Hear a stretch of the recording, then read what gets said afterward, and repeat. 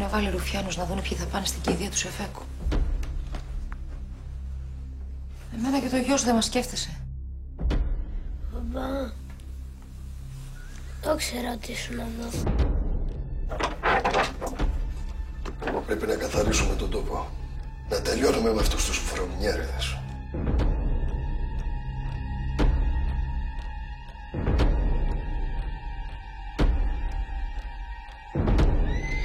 Δεν τρέπεσαι, ρε. Εσύ που φορούσες το σήμα του Ελλάς. Πουλήθηκες αυτά τα τομάρια.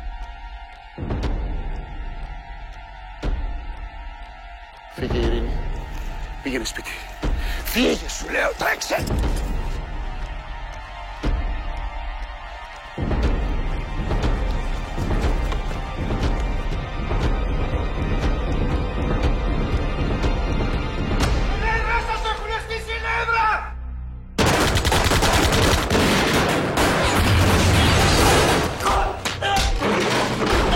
Αν δεν μιλήσεις, θα σε κρεμάσω κατήφορο κεφάλι!